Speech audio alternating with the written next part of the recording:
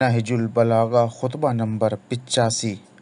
حضرت امیر المومنین ارشاد فرماتے ہیں کہ اللہ کے بندوں، اللہ کو اپنے بندوں میں سب سے زیادہ وہ بندہ محبوب ہے جسے اس نے نفس کی خلاف ورزی کی قوت دی ہے، جس کا اندرونی لباس حزن اور بیرونی جامہ خوف ہے، یعنی اندوہ و ملال اسے چمٹا رہتا ہے اور خوف اس پر چھایا رہتا ہے۔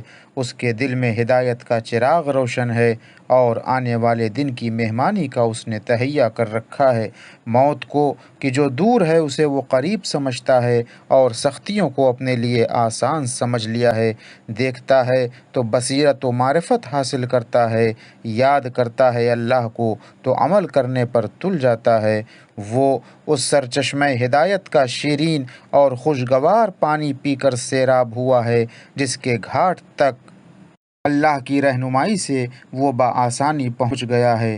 اس نے پہلی ہی دفعہ چھک کر پی لیا ہے اور ہموار راستے پر چل پڑا ہے۔ شہوتوں کا لباس اتار پھینکا ہے، دنیا کے سارے اندیشوں سے بے فکر ہو کر صرف ایک ہی دھن میں لگا ہوا ہے۔ وہ گمراہی کی حالت اور ہوس پرستوں کی ہوس رانیوں میں حصہ لینے سے دور رہتا ہے۔ وہ ہدایت کے ابواب کھولنے اور ہلاکت و گمراہی کے دروازے بند کرنے کا ذریعہ بن گیا ہے۔ اس نے اپنا راستہ دیکھ لیا ہے اور اس پر گامزن ہے، ہدایت کے مینار کو پہچان لیا ہے اور دھاروں کو طے کر کے اس تک پہنچ گیا ہے، محکم وسیلوں اور مضبوط سہاروں کو تھام لیا ہے۔ وہ یقین کی وجہ سے ایسے اجالے میں ہے کہ جو سورج کی چمک دمک کے مانند ہے۔ وہ صرف اللہ کی خاطر سب سے اونچے مقصد کو پورا کرنے کے لیے اٹھ کھڑا ہوا ہے کہ ہر مشکل کو جو اس کے سامنے آئے مناسب طور سے حل کر دے، ہر فرع کو اس کے اصل و ماخذ کی طرف راجع کرے۔ وہ تاریکیوں میں روشنی پھیلانے والا، مشتبہ باتوں کو حل کرنے والا، الجھے ہوئے مستوں کو سلجھانے والا اور لق و دق صحراؤں میں راہ دکھانے والا ہے۔ وہ بولتا ہے تو پوری طرح سمجھا دیتا ہے اور کبھی چپ ہو جاتا ہے، اس وقت جب چپ رہنا ہی سلامتی کا ذریعہ ہے۔ اس نے ہر کام اللہ کے لیے کیا تو اللہ نے بھی اسے اپنا بنا لیا۔ وہ دین خدا کا معدن اور اس کی زمین میں گڑی ہوئی میخ کی طرح ہے۔ اس نے اپنے لیے عدل کو لازم کر لیا ہے، چنانچہ اس کے عدل کا پہلا قدم خواہشوں کو اپنے نفس سے دور رکھنا ہے۔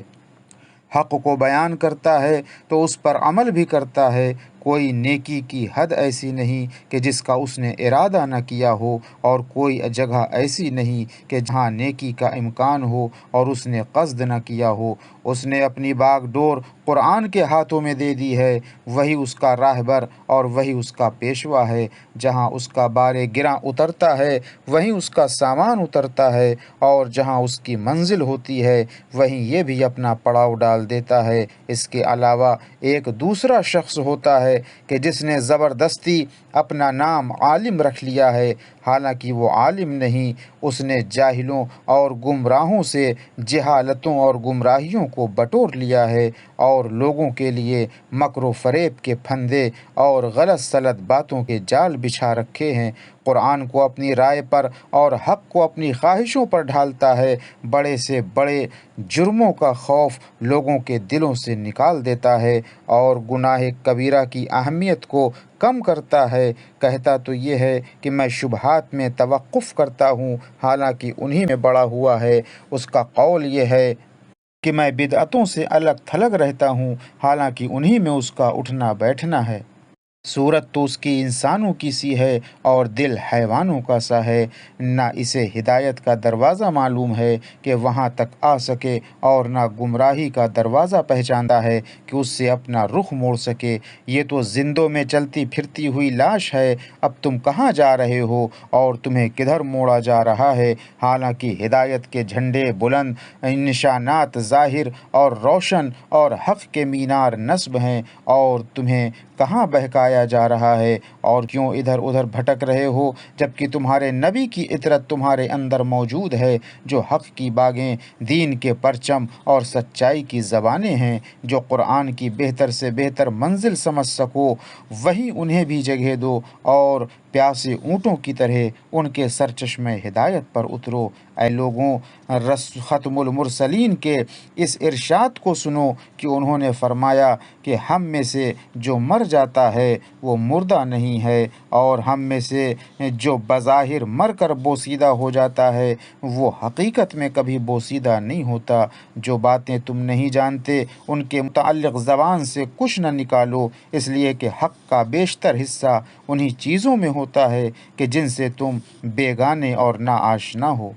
जिस शख्स की तुम पर हुज्जत तमाम हो और तुम्हारी कोई हुज्जत उस पर तमाम न हो, उसे माज़ूर समझो, और वो मैं हूँ। क्या मैंने तुम्हारे सामने सिक़्ल अकबर क़ुरआन पर अमल नहीं किया और सिक़्ल असग़र अहले बैत को तुम में नहीं रखा? मैंने तुम्हारे दरमियान ईमान का झंडा गाड़ा, हलाल व हराम की हदें बताईं, और अपने अदल से तुम्हें आफ़ियत के जामे पहनाए, और अपने कौल व अमल से हुस्न सलूक का फ़र्श तुम्हारे लिए बिछाया, और तुमसे हमेशा पाकीज़ा अखलाक के साथ पेश आया। जिस चीज़ की गहराइयों तक निगाह न पहुँच सके और फ़िक्र की जौलानियाँ आजिज़ रहें, उसमें अपनी राय को कार फरमा न करो। इसी खुतबे का एक जुज़ बनी उमैया के मुतालिक है। फरमाते हैं कि यहाँ तक कि गुमान करने वाले ये गुमान करने लगेंगे कि बस अब दुनिया बनी उमैया के दामन से बंधी रहेगी और उन्हें अपने सारे फ़ायदे पहुँचाती रहेगी, और उन्हीं अपने साफ़ चश्मे पर सैराब होने के लिए उतारती रहेगी, और इस उम्मत की गर्दन पर उनकी तलवार और पुश्त पर उनका ताज़ियाना हमेशा रहेगा। जो ये ख़याल करेगा वो गलत ख़याल करेगा, बल्कि ये तो ज़िंदगी के मज़ों में से चंद शहद के कतरे हैं कि जिन्हें कुछ देर तक वो चूसेंगे और फिर सारे का सारा थूक देंगे। व आखिर दावाना अनिल हम्दुलिल्लाहि रब्बिल आलमीन।